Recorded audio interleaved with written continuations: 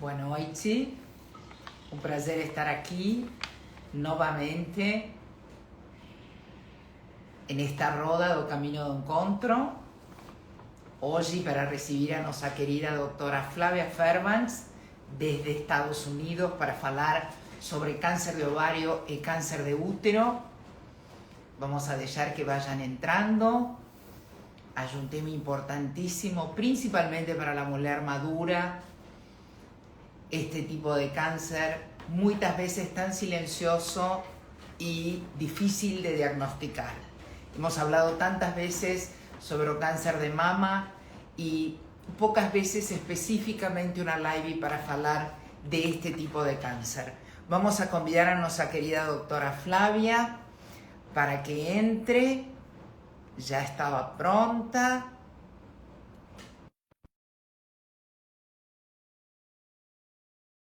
Invite.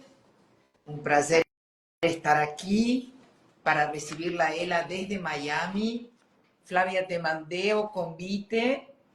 Vamos a ver. Ajá. Hola, hola, hola. Olá, boa noite. Boa noite, Flavia querida. Qué placer tenerte aquí y qué placer abrir con un tema como este, nuestro año 2025, porque creo que hemos hablado de tantas cosas sobre la mujer, sobre la menopausa, sobre el libido, reposición hormonal, cáncer de mama, y hoy gostaria muito, muito aprofundar en este tipo de cáncer que muchas veces es difícil de diagnosticar, ¿sí, Flavia? O silencioso. Sim, com toda certeza. Na verdade, eu acho que a gente precisa entender que eu, na verdade, quando você me convidou para fazer essa live, primeiro, claramente agradecer, muito obrigada. Eu falei, nossa, a gente sempre fala de coisas tão positivas, tão leves, tão gostosas de bater papo e tudo, mas de vez em quando é hora da gente parar, pensar e falar, olha, a gente precisa falar de alguns assuntos que podem ser chamados de mais espinhosos, mas são extremamente importantes e que podem fazer a diferença na vida de uma mulher. Então, por esse motivo, eu acho que o assunto é extremamente pertinente, é importante, ele não é tão leve e tão light para a gente tratar, mas eu tenho certeza que depois de alguns esclarecimentos, algumas mulheres vão se sentir mais... Un tema difícil, hemos recibido 20 preguntas do público.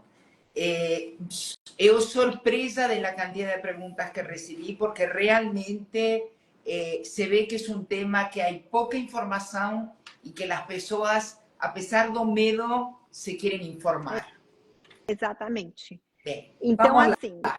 Vamos a entrar já de cheio, assim teremos tempo para nossas 20 perguntas. Não, Flavia. exatamente. Então, como você bem disse, a gente vai falar de assuntos que são silenciosos. Porque, claramente, as pessoas que estão nos ouvindo sabem que a gente tem métodos de rastreamento ou de diagnóstico precoce de uma série de situações na medicina, mas tem algumas que são mais desafiadoras. E eu vou hoje colocar, que nós vamos dividir a nossa live, a gente vai falar do câncer de ovário, que eu acho que é o que mais assusta hoje em dia, porque pouco se sabe.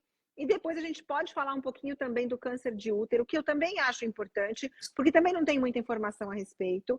E claramente tudo que se direciona à saúde reprodutiva feminina acaba sendo do âmbito da ginecologia, então eu acho que é super importante a gente trazer aqui nesse espaço. Então, o que acontece em relação a essa questão do câncer de ovário? Primeiro, antigamente mal se falava em câncer de ovário. E eu tenho uma frase, Maria Laura, que eu falo para todas as pacientes, na verdade, quando a gente começa a ter esse tipo de bate-papo, que é o seguinte: nem sempre, hoje em dia, a gente aceita o diagnóstico de que aquela história antiga, que algumas pessoas podem se identificar, que uma pessoa estava muito bem, ninguém sabe de repente o que aconteceu, ficou doente, ficou muito doente e morreu. O que acontecia com essas pessoas? Então, isso ficava sem nome, sem diagnóstico. A gente, às vezes, tem casos nas nossas próprias famílias. Nossa, eu não sei o que aconteceu. A pessoa estava tão bem, de repente ficou doente, aconteceu alguma coisa. Então, hoje em dia, olhando retrospectivamente, olhando para trás, a gente sabe que muitos desses casos entre as mulheres poderiam ser explicados, por exemplo, por um câncer de ovário. Porque a manifestação da doença, quando não diagnosticada e quando não abordada a tempo, é exatamente essa. Ela só dá algum sinal quando a situação já está muito avançada e aí, claramente, existe pouco tempo para que se faça alguma coisa efetiva ou que tenha alguma chance de cura. E é justamente esse conhecimento, hoje em dia, que faz com que as pessoas tenham ficado tão aflitas em relação a essa doença. Porque é uma das poucas coisas que a gente fala, nossa, mas então eu quase não tenho mais quase nada a fazer. Dependendo do estágio, dependendo da fase em que se encontra, realmente as nossas chances não são muito elevadas. Mas o bom de tudo isso é que a gente cada vez vai avançando na ciência e tudo mais, com chances melhores de ter algum tipo de diagnóstico um pouco mais precoce e assim por diante. Então, sim, é uma doença preocupante. O que nos preocupa enquanto profissionais da saúde ainda mais é que, aparentemente, não só para o câncer de ovário, mas para todos os tipos de câncer em geral e também os relacionados aos órgãos reprodutores femininos, a incidência da doença vem aumentando, principalmente entre pacientes mais jovens. Então, alguma coisa está acontecendo, a gente vê isso muito para câncer de mama, todo mundo está vendo, porém, a gente não tem certeza exatamente do que está sendo feito de errado, porque tem alguma coisa errada, ninguém tem dúvida. Se isso vem do estilo de vida, da alimentação, da poluição, do estresse, é uma combinação de tudo isso, ninguém sabe exatamente. Mas algo está acontecendo que, do ponto de vista médico, a gente fala que está mudando o curso natural da doença. O que significa isso? Antigamente, a gente falava câncer de ovário, por exemplo, era uma doença de mulheres idosas. Quando eu estudei a medicina lá na Faculdade de Medicina da USP, a gente tinha aulas e era assim, quais são os cânceres mais frequentes de acordo com a faixa etária da mulher. Então, você tinha e você estratificava por faixa etária. E o câncer de ovário, ele entrava na faixa dos 60 mais. Ali é que a pessoa começava a se preocupar com alguma coisa.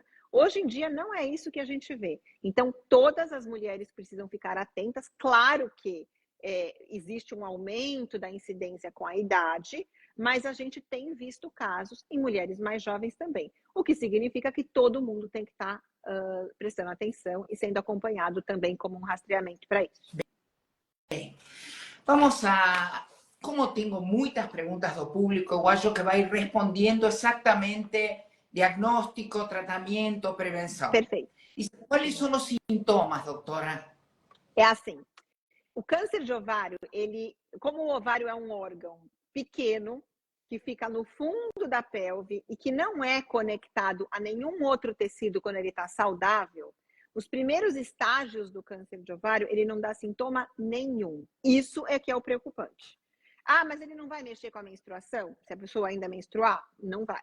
Ah, ele não vai dar dor pélvica? Provavelmente não. Por quê? Porque como ele é um órgão solto lá dentro. Então ele começa a crescer, começa a inchar, mas tem muito espaço dentro da barriga para acomodar. Imagina que a barriga, o abdômen feminino, tem capacidade de abordar ou de alojar um bebê, 2 ou 3 de vez em quando e tudo mais. Imagina se ele vai reagir a um crescimento pequenininho de um órgão que está lá no fundo. Então isso não acontece.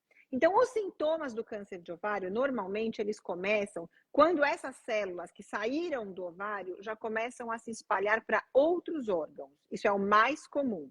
E quais seriam esses outros órgãos? Então, eles podem sair e se espalhar para o intestino, podem se espalhar para o peritônio, que é aquela membrana que recobre internamente os órgãos pélvicos.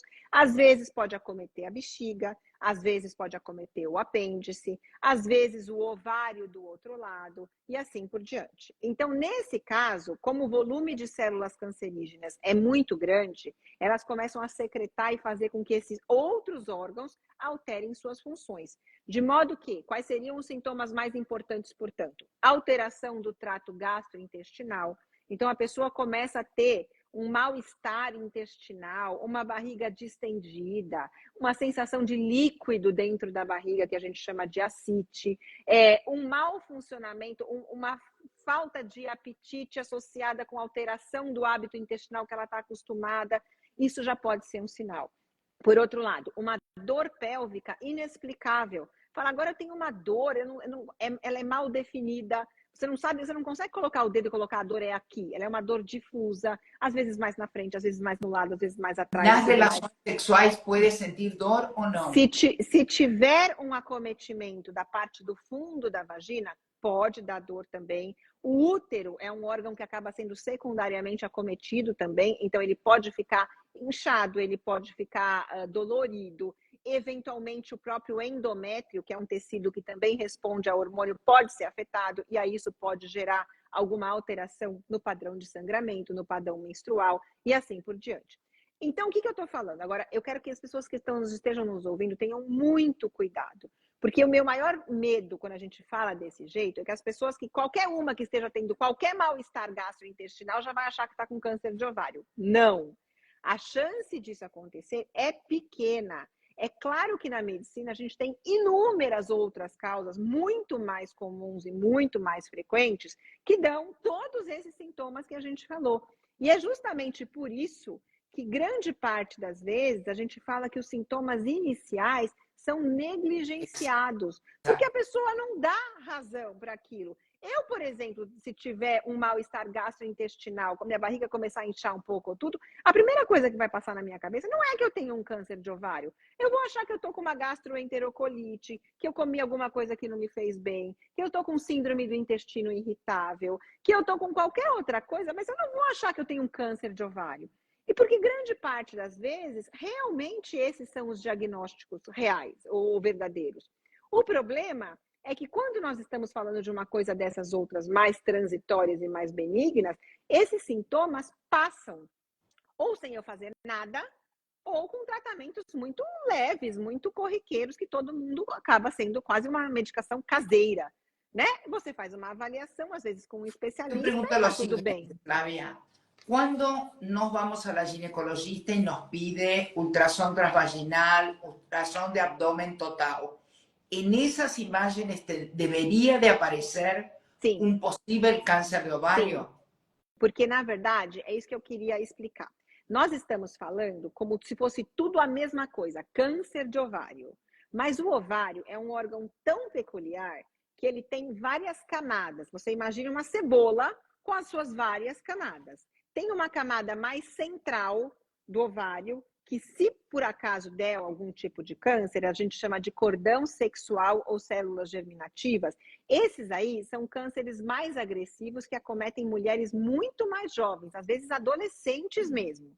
Mas eles são relacionados com uma parte da vida embrionária ainda. Então é uma questão muito diferente. E quais seriam as manifestações desse tipo de câncer? Que é raro, mas pode acontecer. São meninas ou moças jovens que subitamente começam com esses sintomas. Barriga muito inchada, ovário muito dilatado, você vai fazer o ultrassom, o ovário tem uma massa envolvendo esse ovário, alguma coisa dessas, e aí você pode estar falando de um tumor de cordão sexual ou células germinativas. Às vezes, esse tumor é tão agressivo, porque ele produz muito hormônio, ele pode produzir hormônios masculinos, por exemplo, a menina começa a ter uma face masculina, com barba, acne severa, mudança do timbre da voz. Esses são raros, mas são cânceres de ovário, de mulheres muito jovens.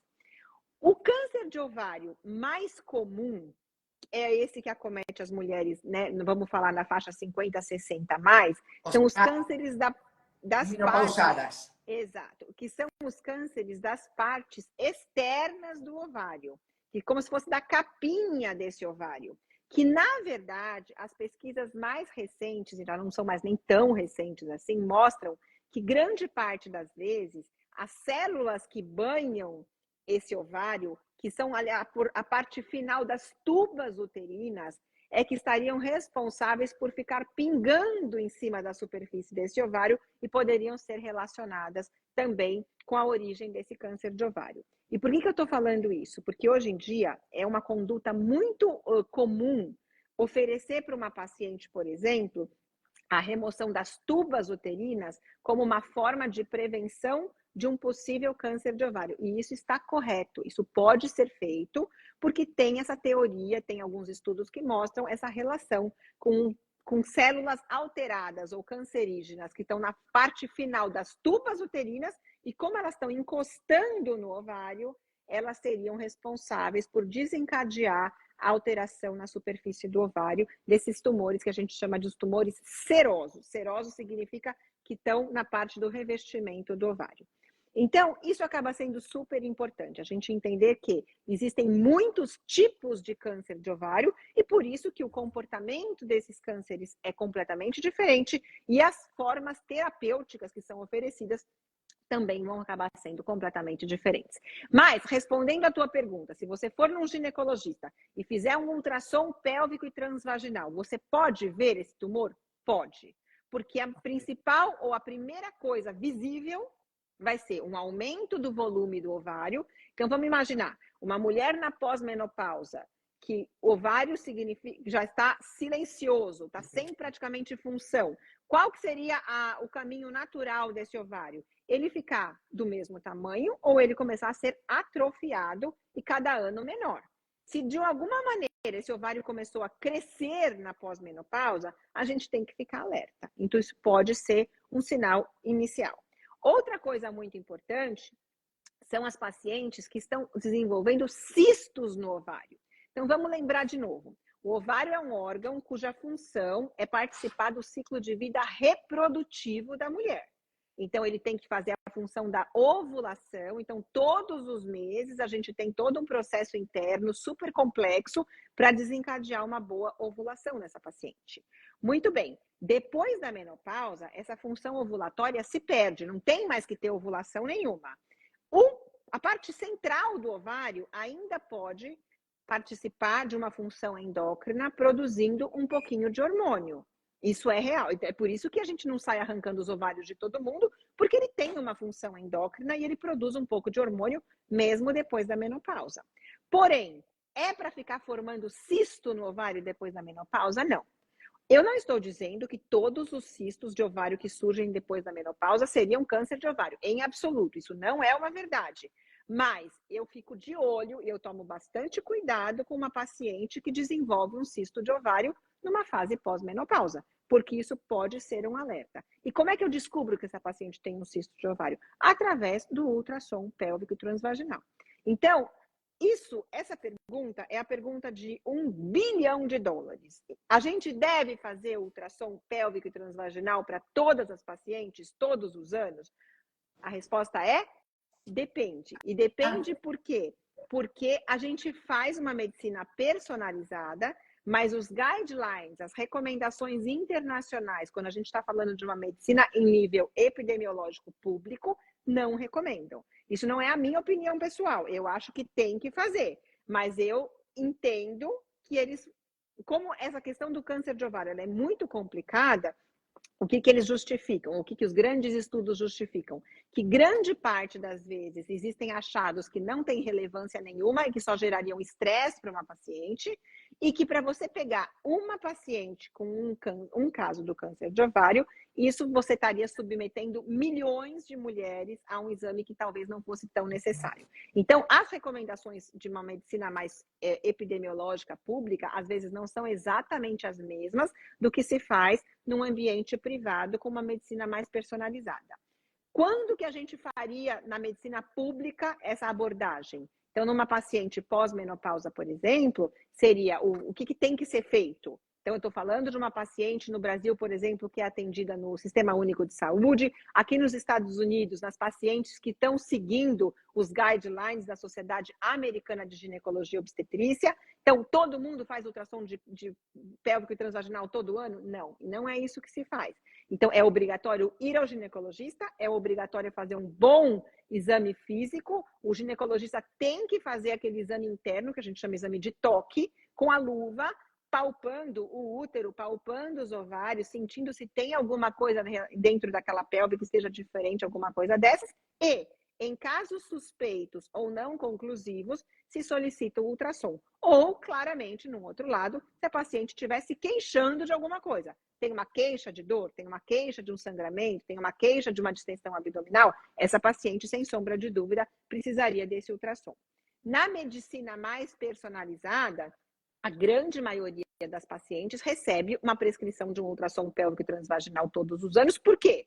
Primeiro, porque é um exame absolutamente simples e inócuo. Ninguém vai se vai ser maltratado se fizer um ultrassom pélvico e transvaginal. Nós não estamos falando de fazer nada invasivo, nem nada disso, é uma coisa muito simples.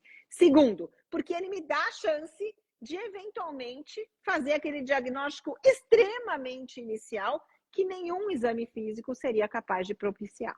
Então, vale a pena ir nessa linha. Mas a gente tem que entender, porque também não é certo, né? A gente tem uma audiência muito grande e, de repente, uma pessoa falar, nossa, então eu não estou sendo bem assistida porque não me pediram o exame, ou, eventualmente, então eu vou sair questionando, até em nível judicial, por que o SUS não me permite fazer um exame? Porque, de fato, existe uma recomendação mundial de que esse exame não é parte do screening, ou seja, do rastreamento anual das pacientes. É diferente de mamografia, tá? Então, isso é importante a gente colocar. Bem, ¿puede alterar a frequência da urina um tumor no ovário? Se por acaso ele já for avançado o suficiente e estiver comprometendo a bexiga ou o ureter, que são aqueles caninhos que juntam o rim com a bexiga, isso pode dar sintoma urinário até o aumento da frequência, uma perda urinária diferente, isso é possível.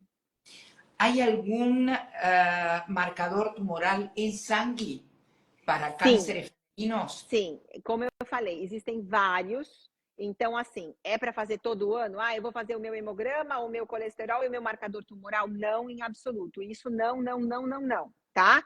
Marcador tumoral é uma ferramenta diagnóstica que a gente tem, principalmente para monitorar e acompanhar determinados casos. Então, vamos colocar bem claro. O paciente está com uma suspeita, tem um cisto esquisito lá, complexo no ovário, tem uma massa na pelve que a gente não sabe o que é, tem uma dor esquisita que ninguém está achando. Essa paciente tem alguma justificativa, e aí ela vai ao laboratório e ela colhe um painel de exames de sangue, que são chamados os marcadores tumorais, e tem um para cada tipo desses cânceres que a gente falou. Um para esse tipo do câncer superficial, que geralmente é o CA125, existe um para aquele câncer mais interno do cordão sexual, e assim por diante. Agora, é um erro crasso, aí eu já falo com E maiúsculo, é um erro crasso incluir no painel anual dos exames gerais de uma paciente marcadores tumorais, porque isso não tem utilidade e grande parte das vezes só gera estresse desnecessário.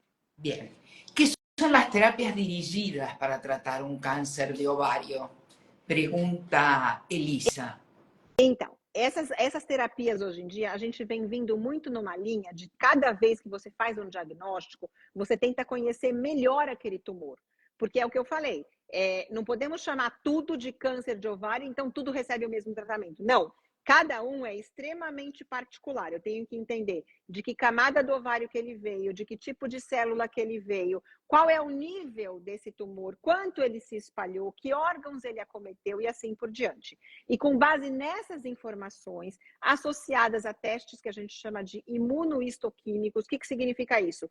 Pega um pedacinho do tumor, leva no laboratório e aplica uma série de reações para ver a que tipo de substâncias ele reage melhor, então, por exemplo, que seriam capazes de matá-lo, que tipo de substâncias que ele é inerte, ele não faz nenhuma diferença, e assim por diante. Então, com base em todas essas informações combinadas, é proposta uma terapia individual dirigida. Então, isso é um avanço da medicina. Então, é a mesma, a gente, como por exemplo, pacientes que têm doenças autoimunes, que fazem uso dos imunobiológicos, não é um imunobiológico para tudo. Não, existem indicações específicas para o câncer de ovário e para qualquer outro câncer bem conhecido. Hoje em dia, isso também se faz. Doctora Flavia, ¿menopausa está directamente vinculada con cáncer de ovario? O sea, não está. A chance de desenvolver um câncer de ovário na pós-menopausa é maior, mas não por culpa da menopausa. Okay. Simplesmente porque o envelhecimento também acontece nessa fase. Perfeito. Preguntan, ¿qué avances tenemos en la inmunoterapia? Es lo que acabas de explicar, Sim. ¿correcto? ¿Qué relación tiene obesidad y cáncer de ovario? Essa pergunta é excelente, porque a obesidade, ela tem uma relação, não é só com o câncer de ovário, mas é com todos os tumores hormônio-dependentes femininos. que significa isso? O tecido adiposo em excesso, ele funciona como um estoque de hormônios. Então, por quê? Porque ele tem a própria célula adiposa, ela tem uma enzima que converte grande parte de substâncias em hormônios. Essa enzima chama aromatase. O que acontece? Se você tem tecido adiposo em excesso, você vai ter esse estoque de hormônios sendo bombardeado no sangue com muito mais frequência.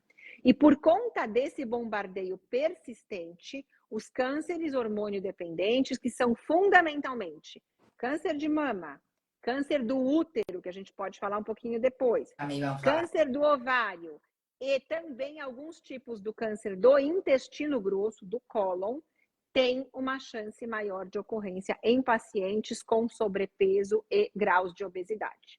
É por isso que a gente fala tanto e insiste tanto na manutenção do peso adequado como uma ferramenta para prevenção oncológica nos dias atuais também. Uau! Impresionante el tema obesidad y salud, no solo colesterol, diabetes, hipertensão. Olha, estamos chegando ao câncer.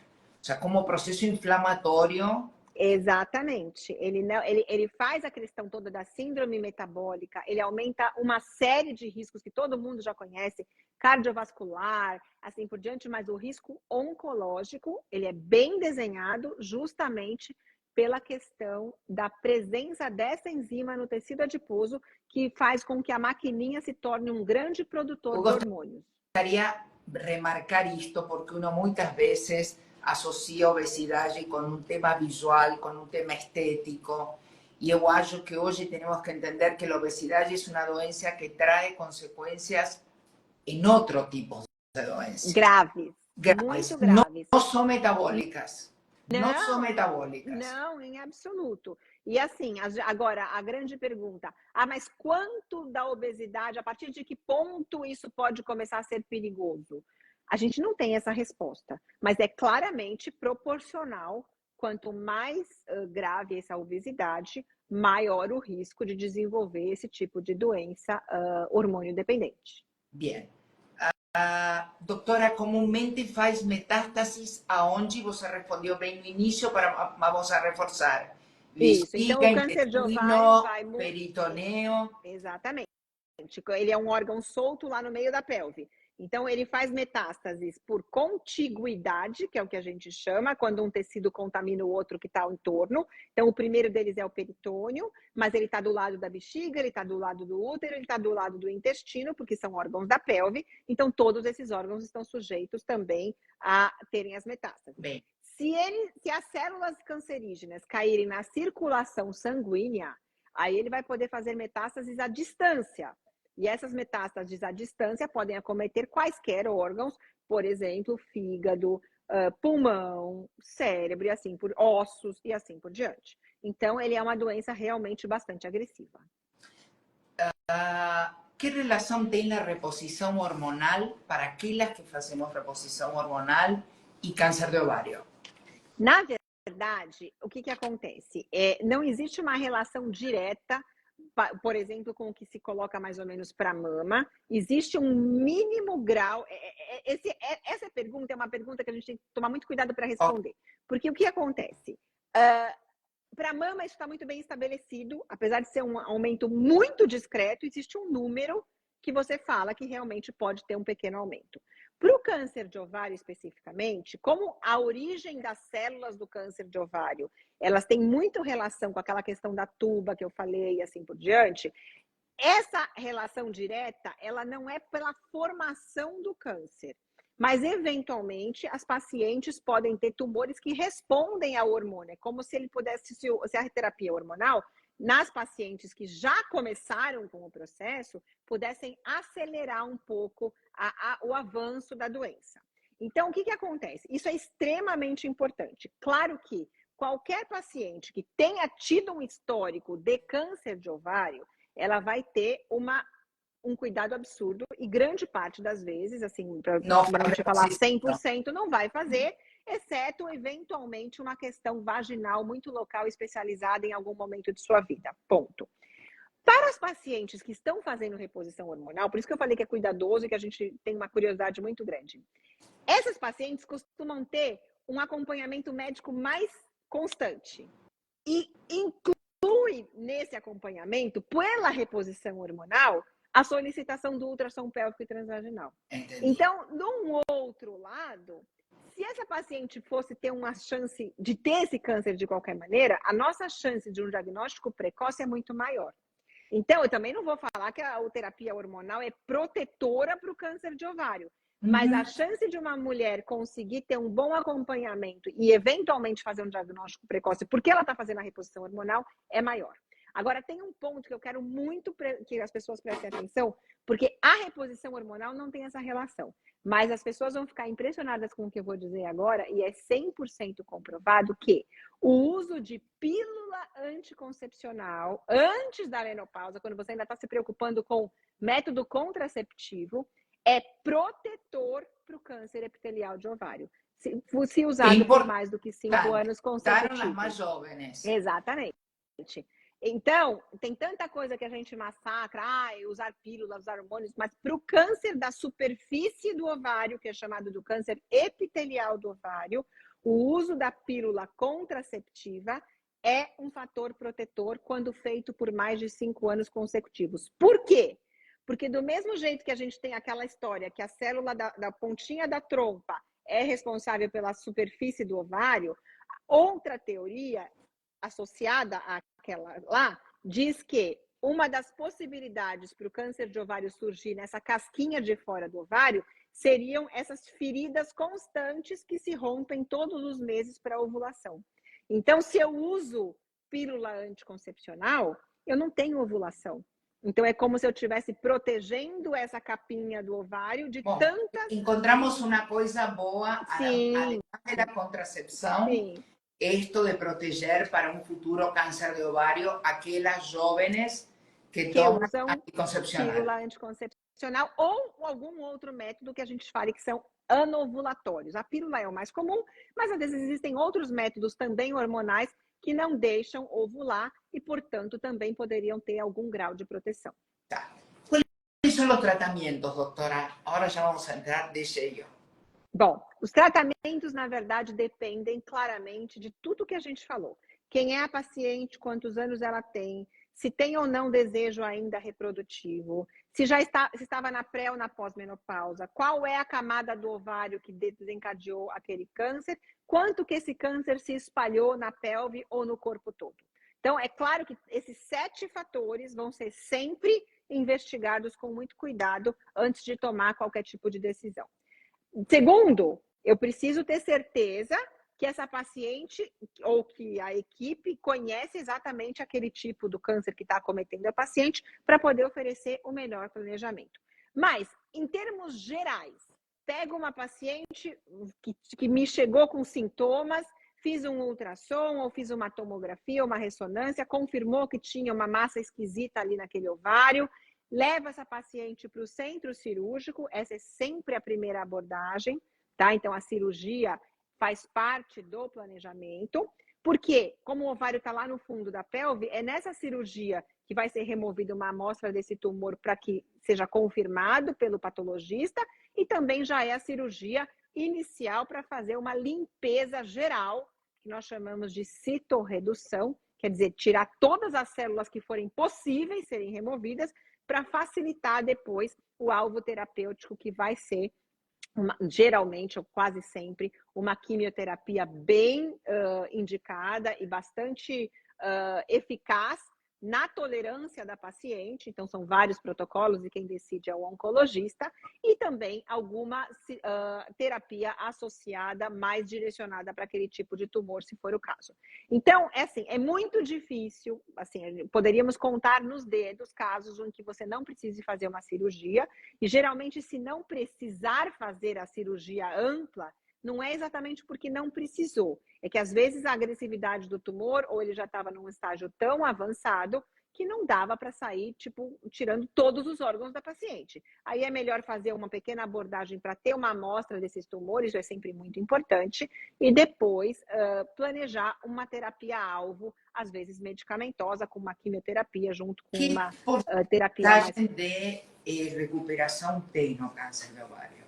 Dependendo do estágio, a gente não fica muito animado em falar. Então, aquele câncer inicial, então seria aquele câncer restrito a um ovário só, nem pegou o outro, bem pequenininho, que foi um achado, que não tinha espalhado para lugar nenhum, numa paciente jovem, ou um pouco mais jovem, que tolere bem um tratamento, essa tem uma chance considerável de cura. Mas isso, assim, para você ter uma ideia, se eu pudesse classificar esse câncer do ovário em 10 estágios, eu estaria falando do estágio 1, do primeirinho, aquele bem localizado. Que es tan difícil hallar, É mais difícil de fazer o diagnóstico. Os outros tipos de câncer de ovário já não tem uma chance de cura completa. Normalmente, a gente vai falar mais numa situação de controle e vigilância oncológica. Mas também a medicina e a ciência vêm avançando todos os dias, então o nosso entusiasmo vem crescendo. Antigamente, pacientes em que você já falava, não, Posso se preguntarte esse algo? tumor já... Cada vez que hemos hablado de cáncer de mama, siempre fuimos muy optimistas. Sim. Parecería que en el de ovario no tanto. O de ovário ainda está um pouco mais desafiador. A gente pode falar isso sim, porque os diagnósticos são mais tardios, porque as nossas armas terapêuticas não são tão fáceis. Acessar o ovário, por exemplo, a gente está falando do câncer de mama. Hoje em dia, você tem um nódulo na mama, você vai fazer uma biópsia. É tão simples. Vai no laboratório e faz uma biópsia. E se for alguma coisa, você já está quase com o tumor na sua mão, porque a mama é um órgão externo de muito fácil acesso. O ovário já não é assim.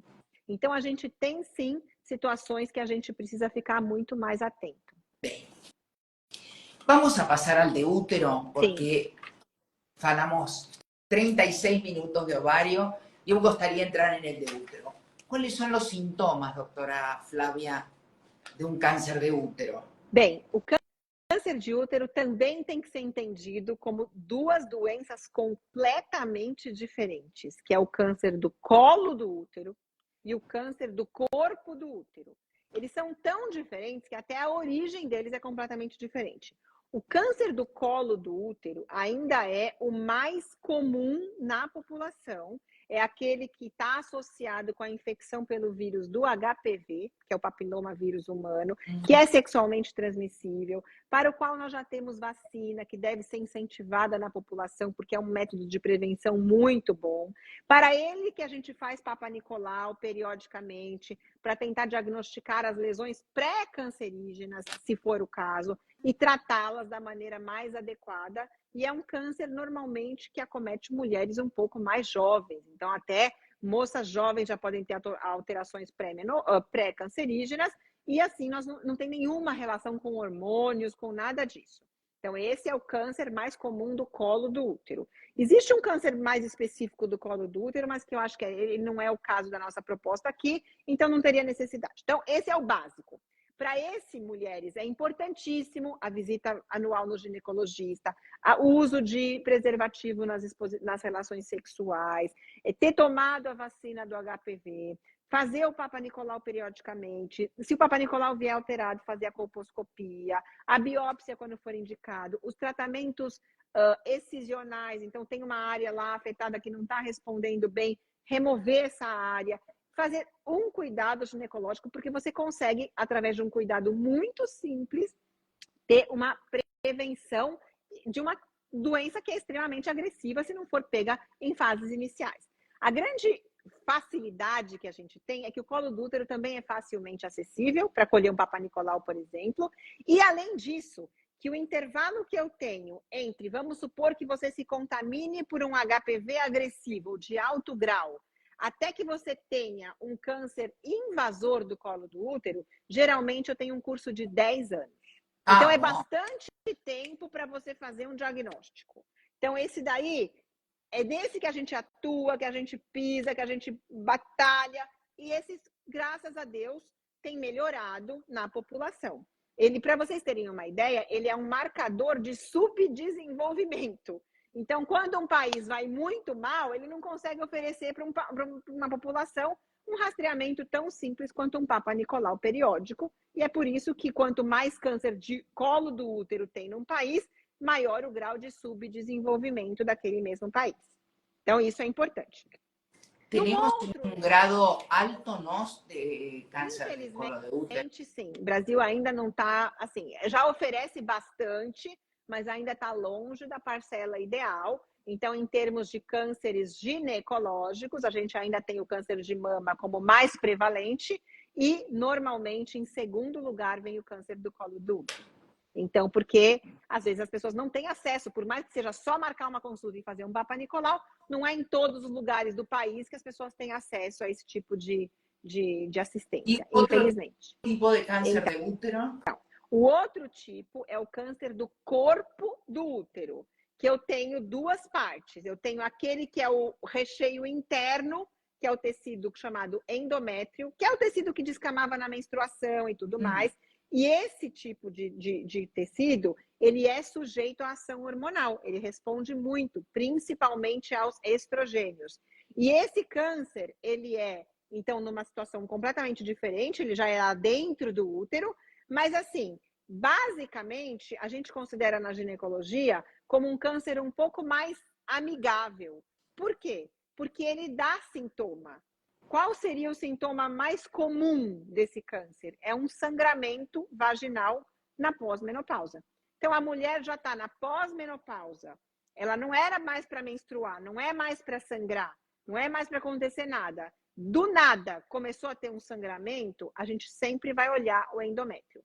Também muito importante, não é qualquer sangramento vaginal pós-menopausa que está indicando que você tem um câncer de endométrio. Isso não é verdade.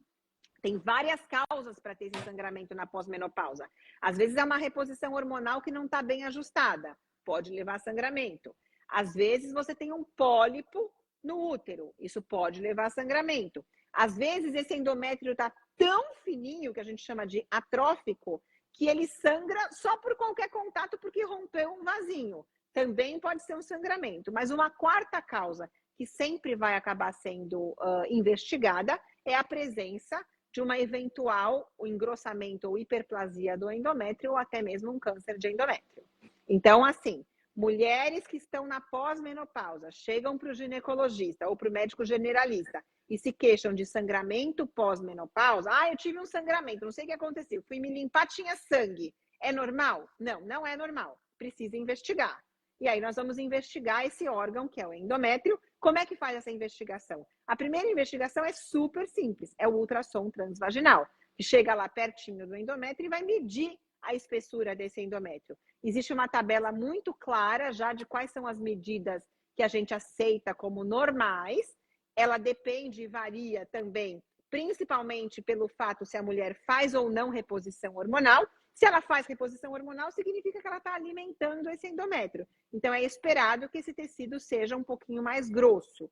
Se ela não faz reposição hormonal nenhuma, esse tecido tem que estar silencioso. Como o ovário que a gente acabou de falar que tinha que estar pequenininho e atrófico, esse endométrio tem que estar um papelzinho, tem que estar bem fininho. Se eu vou lá, ela não faz reposição, faz um ultrassom, esse endométrio está mais espessado, ele precisa ser investigado. E aí, como é que eu faço essa investigação?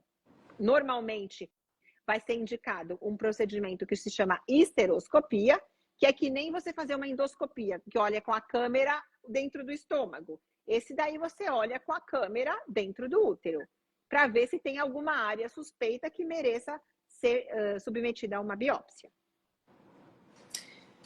Pregunta-chave. Si tengo cáncer de ovarios y me tienen que tirar los ovarios, ¿también tiran o útero? Sim, a cirurgia do câncer de ovário, ela é uma cirurgia que, como a gente falou, que ela chama citoredutora. Eu vou tirar todos os potenciais locais, os que já estão acometidos, e sempre os tecidos alvo desse câncer de ovário, como, por exemplo, o útero.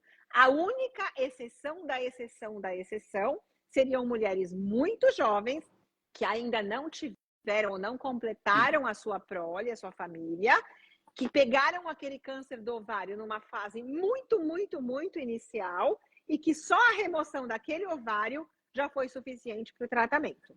Então, nesses casos particulares, mas que eu vou te falar que são a minoria da minoria, a gente pode manter o outro ovário, às vezes, e o próprio útero.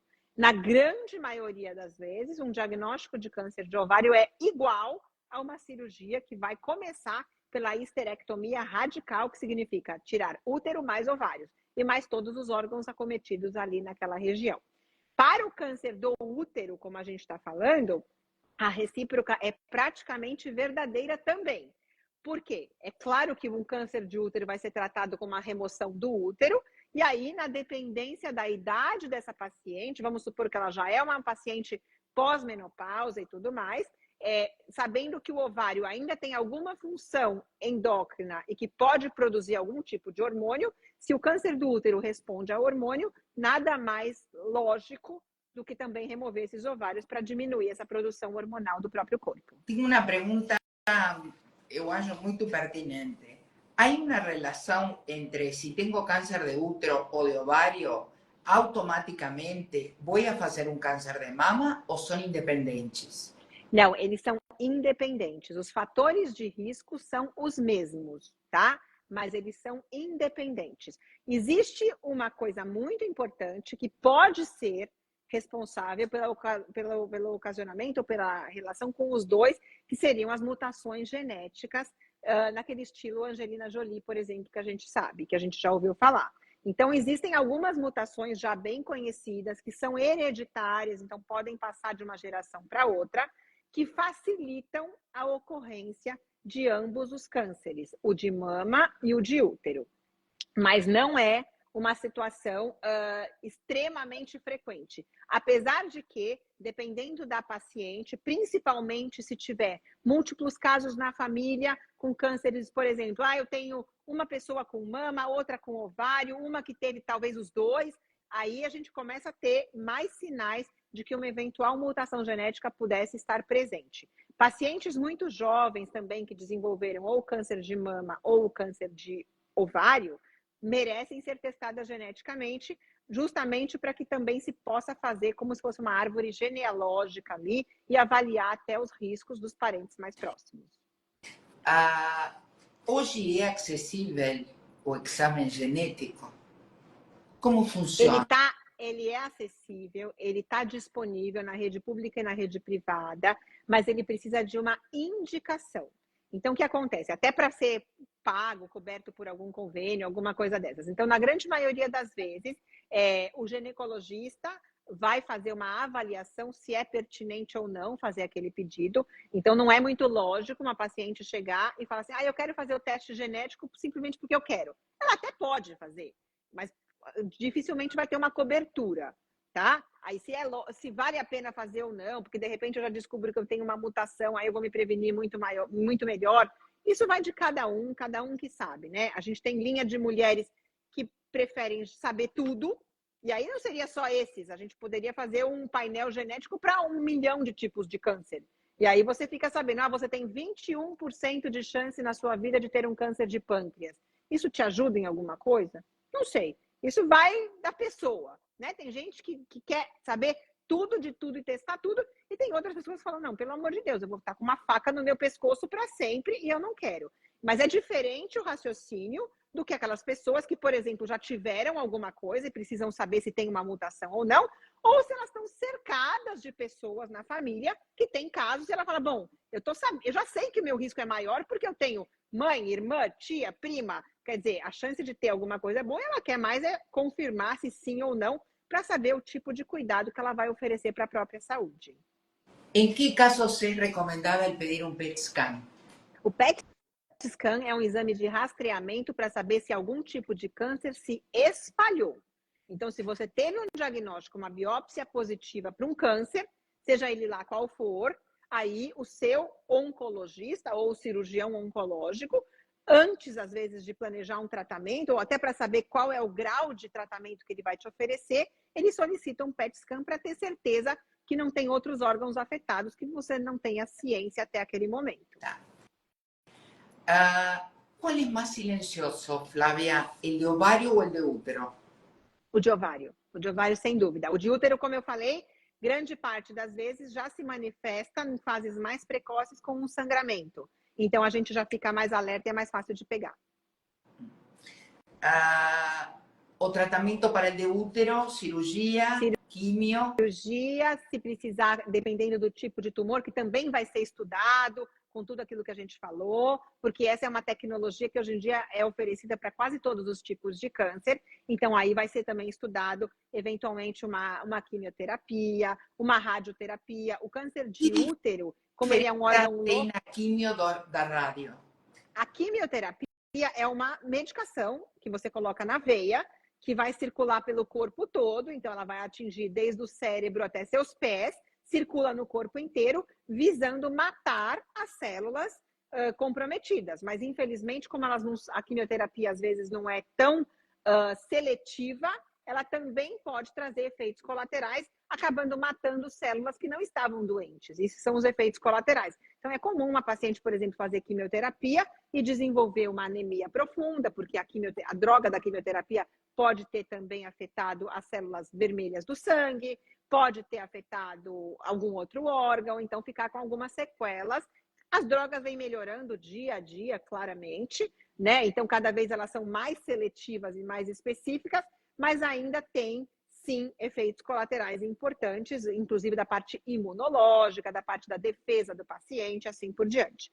A radioterapia é você lançar um feixe como, por exemplo, de um raio-x para exterminar células localizadas. Então, como se eu tivesse um laser que eu pudesse mirar naquela parte e tentar destruir aquele tecido especificamente. Então, ela é muito bem indicada para alguns tipos de câncer, mas não são todos os cânceres que se beneficiam. E também, como ela é muito localizada, então ela vale para um nódulo, para um órgão específico, mas não para uma situação de metástases já espalhadas pelo corpo. Então, cada caso vai ser bem avaliado e o oncologista ou o cirurgião oncológico vai ser a principal pessoa para indicar se vale a pena ou não seguir por essa linha. Doutora, quem faz a cirurgia? A ginecologista? Então, isso é na verdade, existem várias especialidades, então existe uma subespecialidade da ginecologia, que é a chamada ginecologia oncológica, que justamente são profissionais que fazem toda a residência de ginecologia obstetrícia e depois se subespecializam nesse tipo de tratamento, então são altamente gabaritados para fazer o tratamento, e depois que esse tratamento está completo, encaminham essa paciente, ou já durante o planejamento terapêutico, encaminham essa paciente para um acompanhamento conjunto com o oncologista. Porque a parte de quimioterapia, radioterapia, tudo isso é do âmbito do oncologista. O procedimento cirúrgico, normalmente, do ginecologista oncologista, que é essa subespecialidade.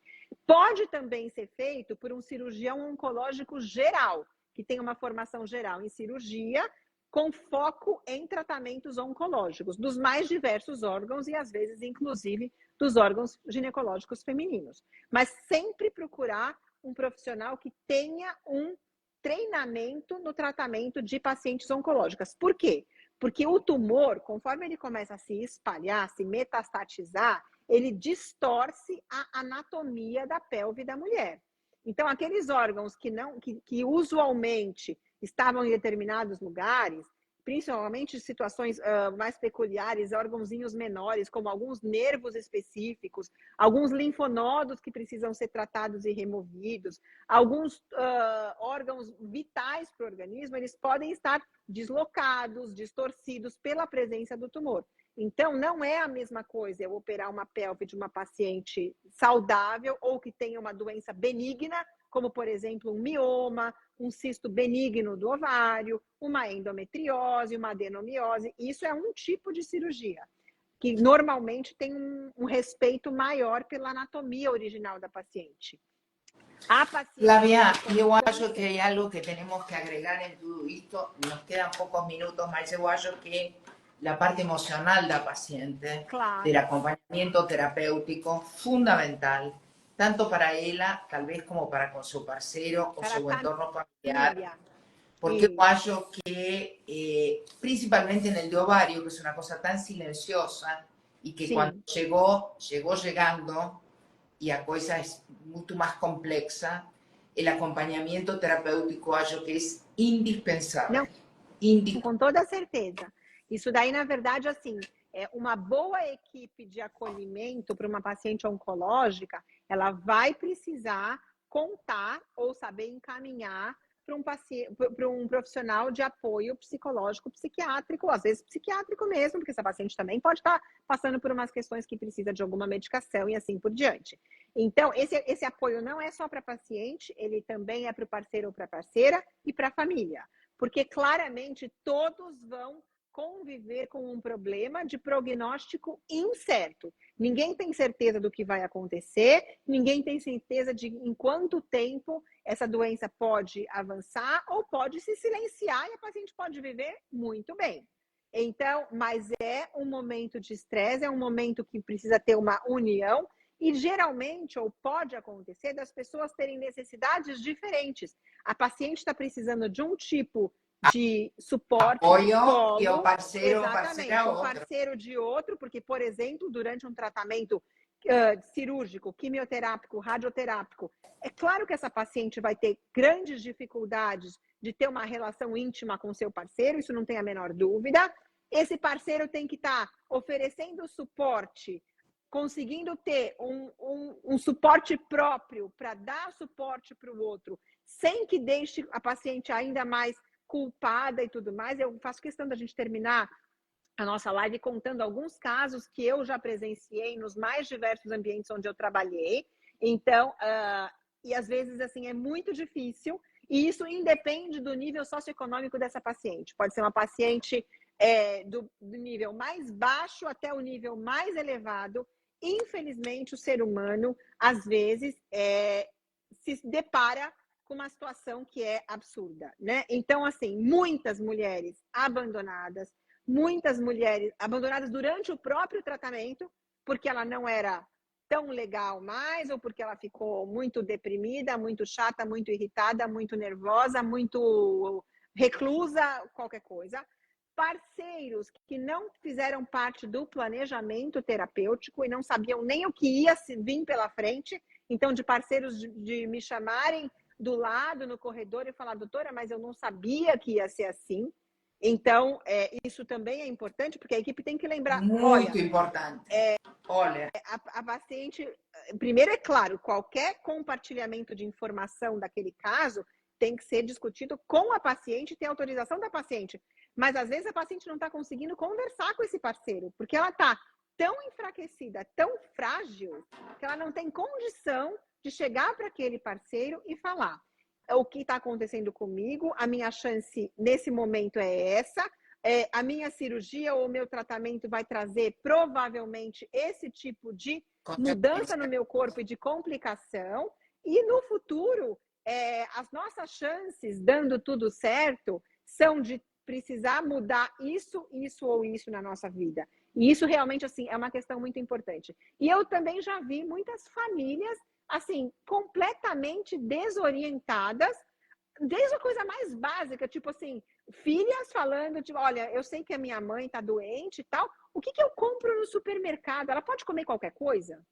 Então, assim, uma negação, Flávia. Que é uma coisa, assim, é real. A pessoa tá querendo agradar e chega para uma paciente que passou por uma cirurgia enorme e tá levando numa situação de conflito, de dificuldade. Então, quer dizer, é fácil lidar com essas situações? Em absoluto, não é fácil. É um desafio para a família, para o paciente, para o parceiro, para o profissional da saúde, para a equipe da saúde. Mas o mais importante de tudo isso é estar todo mundo coeso em prol de um objetivo comum, que é curar quando possível. Isso é um dogma da medicina. É dos melhores médicos, dos professores que eu mais admirei na minha vida, né? Era inclusive escrito nas paredes, por exemplo, na parede do INCOR, tem uma foto do professor Adib Jatene falando isso. É curar quando possível e apoiar sempre.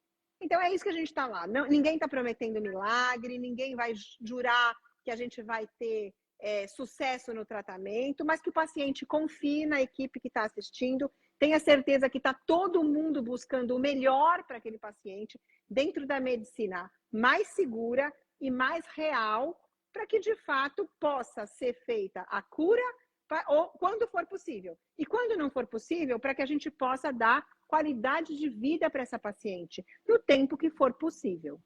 Então, isso é muito importante. E lembrar que, claramente, a gente tem uma aliada que vem crescendo muito hoje em dia também, que é a medicina paliativa. Quando a gente não tem mais nada realmente do ponto de vista de cura para oferecer para uma paciente, a gente tem obrigação de conforto. Então, oferecer conforto. E esse conforto seja qualidade de vida, psicológica, física, terapêutica e assim por diante. Então, que isso seja sempre, que esteja sempre fazendo parte desse planejamento terapêutico, desde o início do diagnóstico com aquela paciente. Podría ficar 3 horas más escuchándote. Ah, com certeza. Olha, Flávia, eu acho que abraçamos tudo.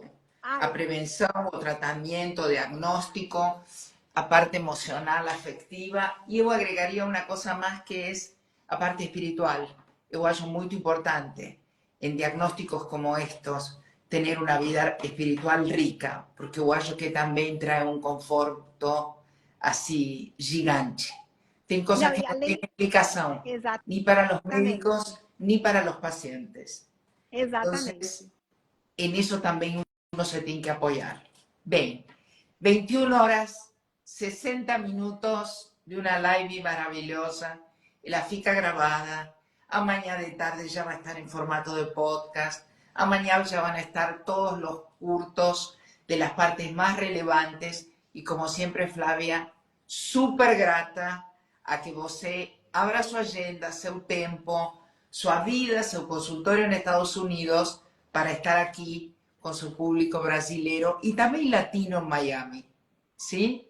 Público que eu amo e que, na verdade, me deixa muito feliz, porque o meu grande vínculo, né? E por isso que vou e volto e faço e aconteça, eu tento colocar um pezinho em cada barca o tempo todo, fazer o melhor que eu posso, mas é porque, para mim, assim, acompanhar, cuidar, trazer conforto, é a paixão da minha vida, é o que me move todos os dias, então cada vez fico mais feliz com o que a Y gente nós está de fazendo. este lado sentimos exactamente lo que você siente, esa pasión por la medicina. Muchas gracias. Hasta la próxima live. Beijo para todo Obrigado mundo, a boa todos. noite. Boa noite.